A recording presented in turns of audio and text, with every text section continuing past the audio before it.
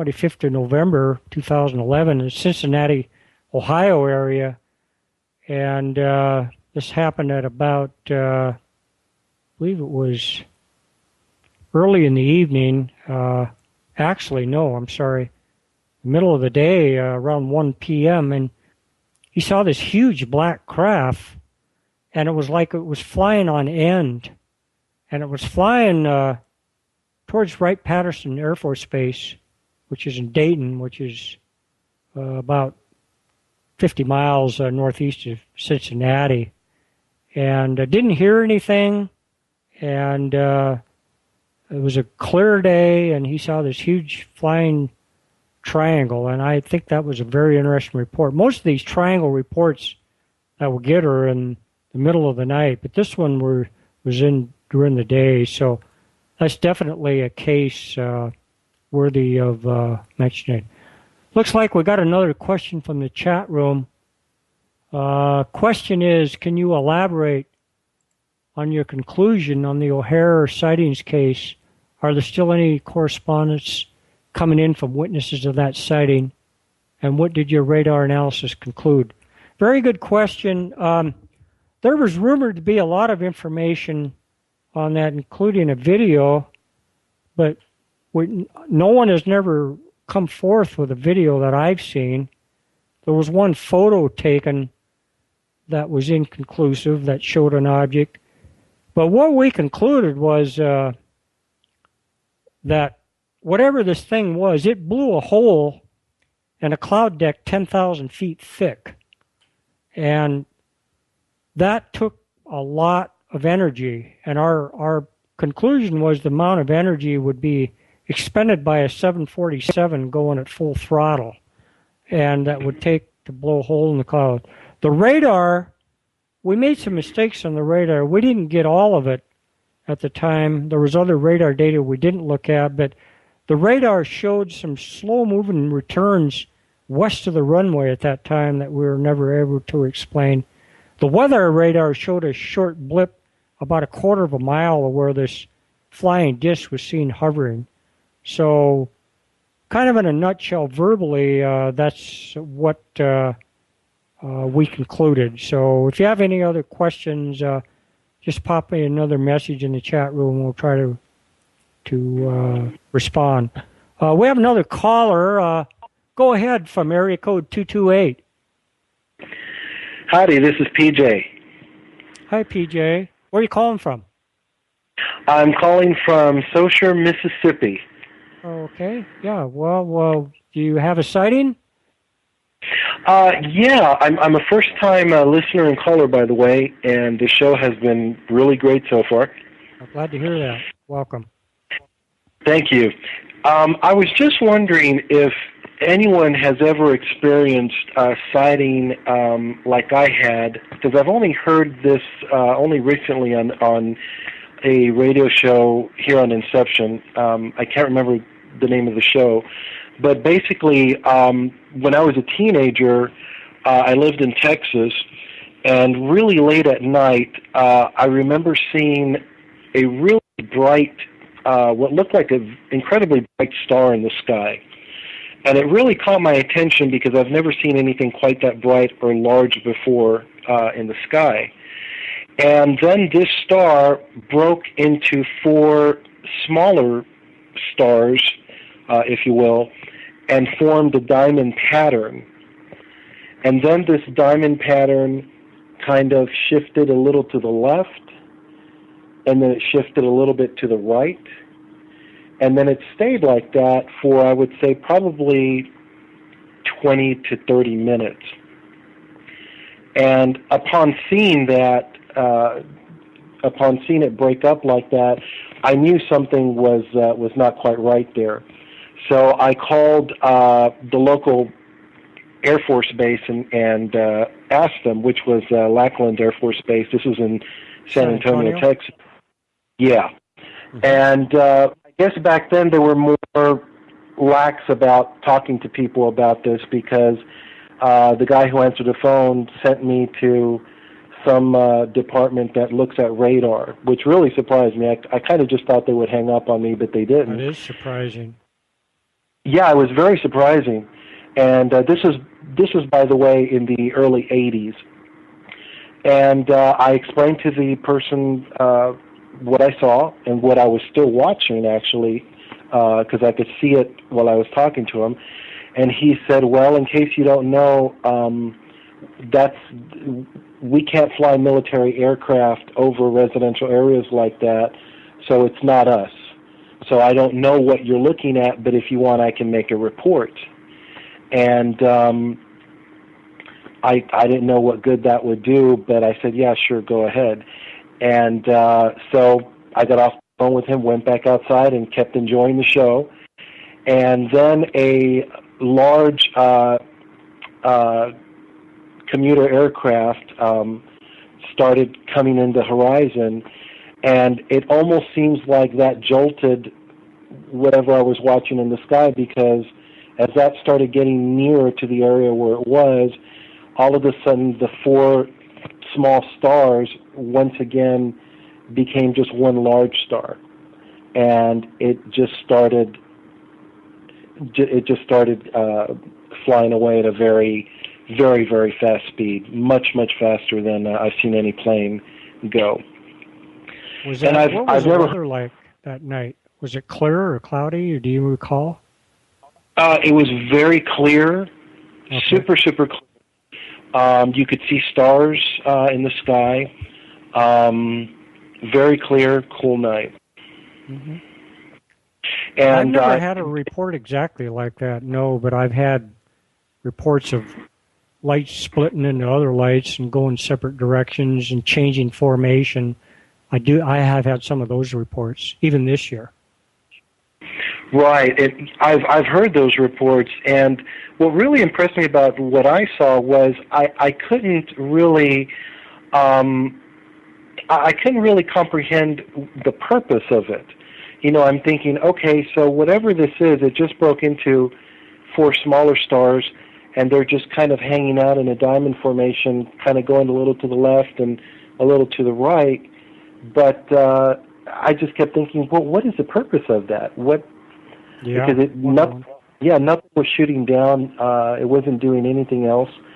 So that just flabbergasted me. But I had never heard a report like that until fairly recently on one of the shows here on Inception Radio, where somebody described something similar. So I just thought I'd share that with you and see if maybe there's anybody else who's seen. Yeah, well, something. Thanks a lot. If anyone else has had reports like that, just send them in to Epic Voyagers or to UFOs Northwest, and we'll take a look at them. Thanks very much for your report. Like I said, I've had similar reports, but not around commercial aircraft, not recently. So thank you very much. Well, thank you. Keep up the... Okay, we will. And we got another question in the chat room here. What are the feelings on the theory of human alien DNA hybridization? Well, I don't know. I mean, I subscribe to the theory, and a lot of scientists do, of panspermia, meaning that life came from out there, DNA, rather than promulgated spontaneously on this planet. So in that respect, yeah, I mean, it is alien DNA. Are aliens breeding into us? You know, it's possible. I wish I could answer your question. You know, a lot of abductees claim, you know, that this is going on, and there's been books written about that. Remember that professor at Temple University has written books about that, and so yeah, I don't know. You know, I do believe in panspermia, but whether aliens are inbreeding with humans, that's a good question. So that's my my response to that. We have another caller online. Hold. Okay. We'll be taking a break here in about 5 or 6 minutes. Anyone got more questions in the chat room or would like to call into the show, where it's at 888-919-2730. 2355. And we've got another question here in the chat room. During your years in meteorology, were there any phenomenon that your colleagues could not describe and had to come up with in terms for or place in a category and so on? I got a chuckle, and I'm not laughing at this question, but I'm laughing at when I was a trainee in the National Weather Service, when I was training to be a weather observer, which is the first thing I did before I became a full-fledged forecaster, and we had categories of weather, and one guy was talking about this code. Well, that's for a UFO. And I looked at this guy and I said, "Are you serious?" And they kind of marked me as humor after that, because at that particular time in the mid-'70s, I was getting interested in UFOs. So I will say that Doppler radar does pick up some pretty strange stuff at times. And, you know, I don't know whether they got a box to file it in or not, but the official weather now is all done automated by automated weather stations, where they take the visibility, measure the weather, and other things. I've actually installed my own weather station. I just finished one here in Helena, and so not quite as sophisticated as theirs. So to answer your question, no, there's no specific category. I don't even recall that there was a protocol if we had a UFO sighting of anyone to call. So I don't know if that answers your question, but no, there was no specific category.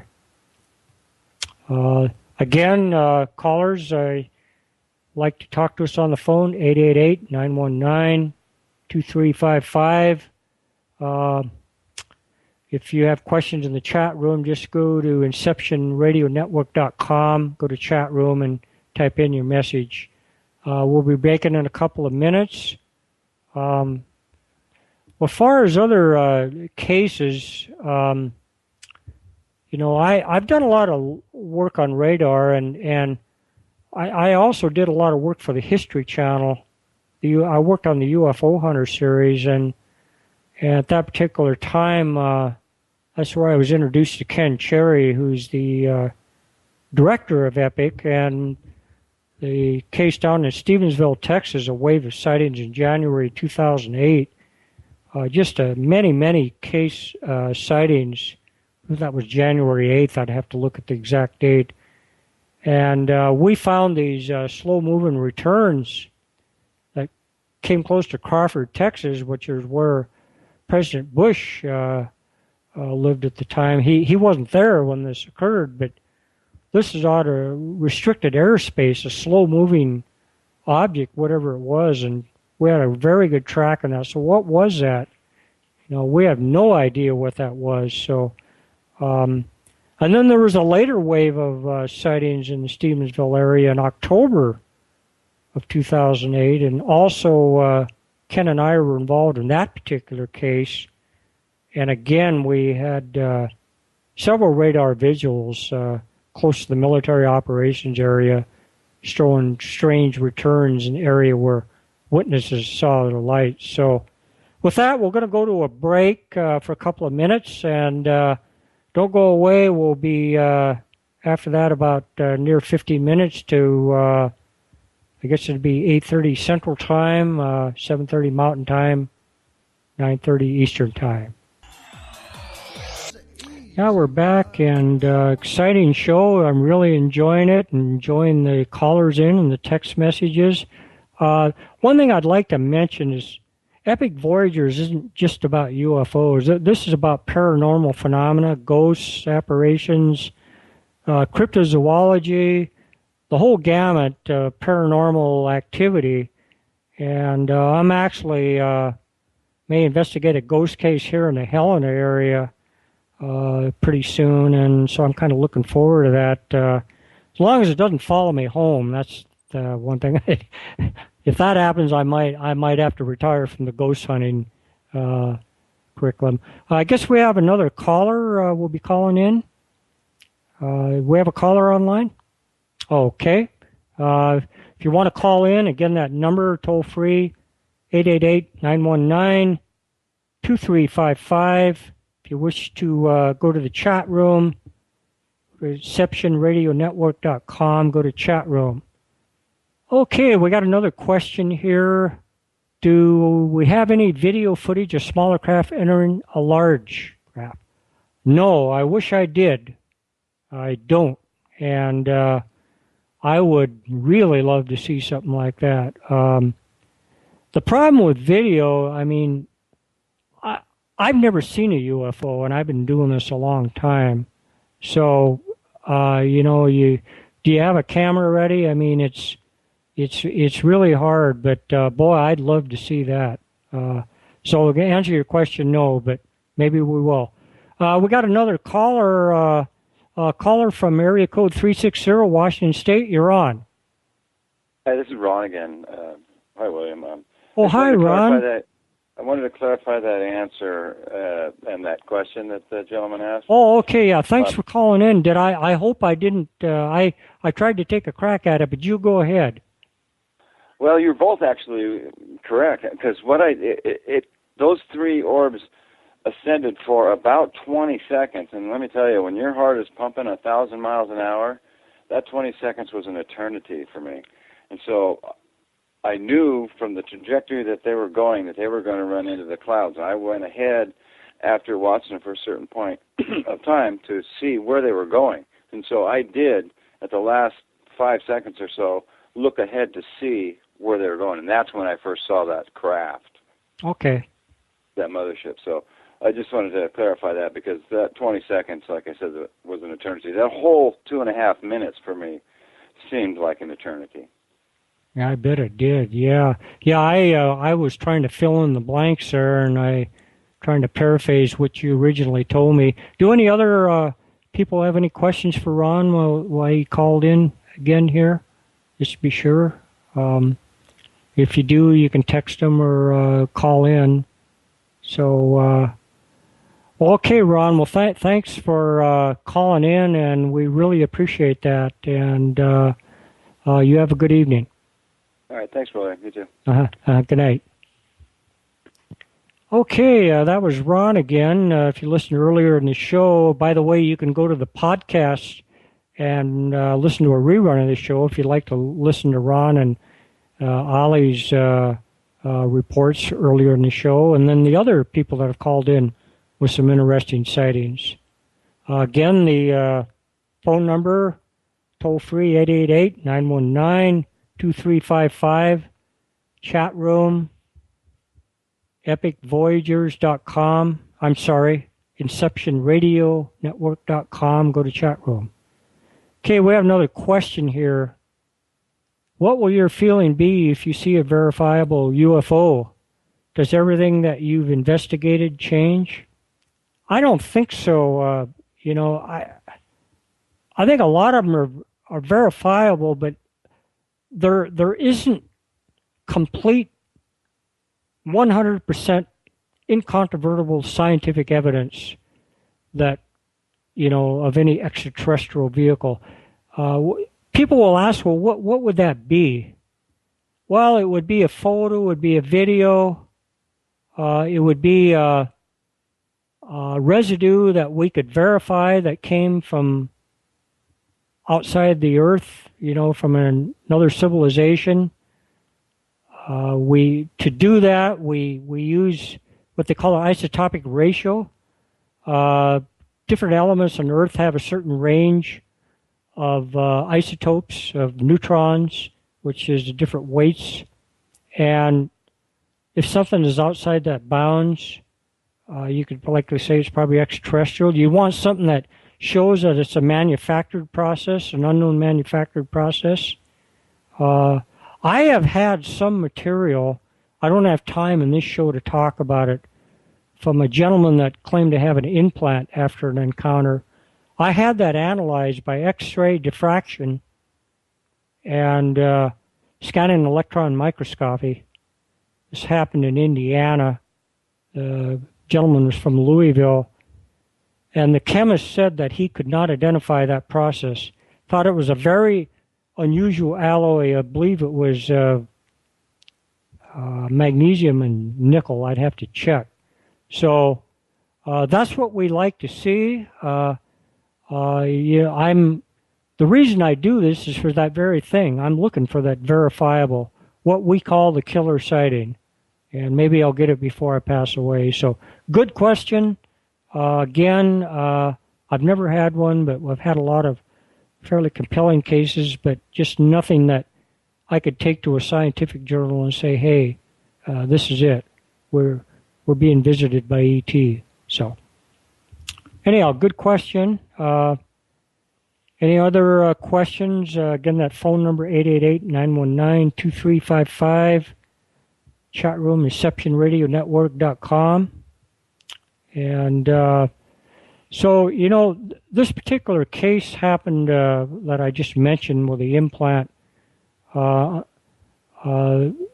into this guy's thumb, and this guy is a male nurse, and he doesn't even handle needles. He's a psychiatric nurse. And he said there's no way that anything could have gotten his thumb. And it happened after they were on a camping trip. And they were chaperoning some young kids up in Indiana at a camping trip. And these strange lights showed up in their camp at night. And this guy and his sister were chaperoning these kids. They were so terrified, both of them actually urinated in their pants. And that's a fact. And when they got back from the trip, he found this implant. The only thing about this particular case, has happened in other good cases, for some reason the witness got scared and wouldn't respond to any more follow-up. He didn't even respond when I submitted my report to him on the chemical analysis. So that was a particular implant, alleged implant. Of course, one of our callers tonight talked about a scar on the back of her neck, and perhaps that's an implant. I've never had many implant reports, but of course, Dr. Roger Lear has done a lot of work on that. I've talked to people that have had these implants, and there's. I mentioned that right after the break that EPIC looks at other cases besides UFOs. Of course, there's a lot of related UFO phenomena.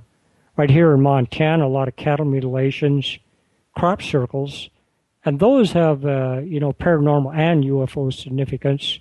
The interesting thing about cattle mutilations, there's never been an arrest in the 40-plus years that cattle mutilations have been going on.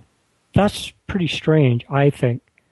I mean, I grew up in Montana, and I lived in Washington State for over 30 years and just come back to Montana.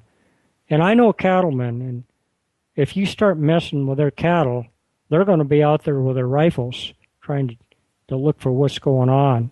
So, and there's not only Montana, but Colorado and Utah and a lot of western states have had cattle mutilations. So if anyone else has any questions on that, feel free to call. And looking at some other cases, if you go to my website, www.ufosnw.com, I have cases categorized. I've got a lot of photos up there, thumbnails of photos from 2011, audio clips and video clips, abductions, close encounters, and even a category what I call X-Files. And I remember when I first started doing this in early years, we got this case, these photos of a friend that I worked with. And these slides came from her uncle, who used to be a college professor. He's a PhD. And strange-looking entities. And we finally determined that they were hydrocephalics that had been severely burned. But it's still kind of an intriguing case. But we did look at this extensively. So Well, we're getting towards the end of the broadcast. If anyone has a last-minute question or text message, we'll entertain that, and we'll need to close here just in a couple minutes. So, again, if you have a call at phone number 888-919-2355. And here we have this will be the last question we take.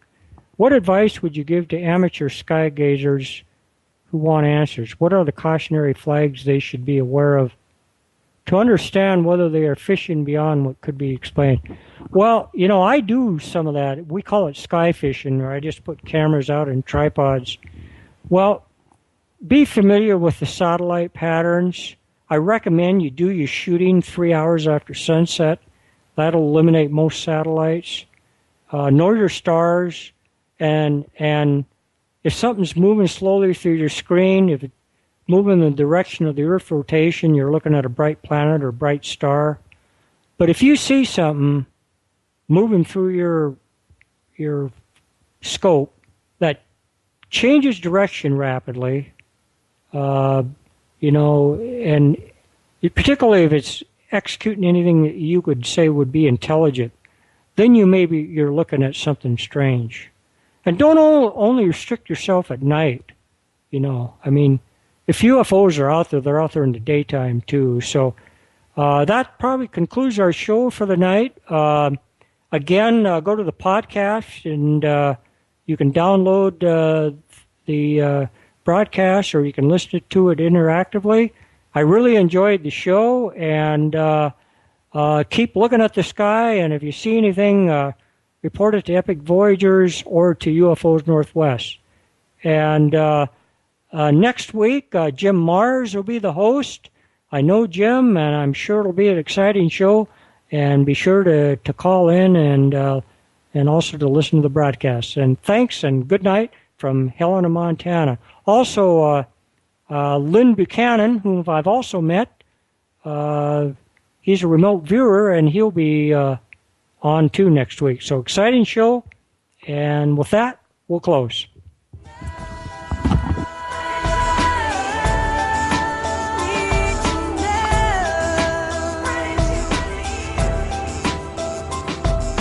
Thank you for being with us tonight. Please join us again next Monday evening for Extraordinary Phenomena Investigations Council's Epic Voyages.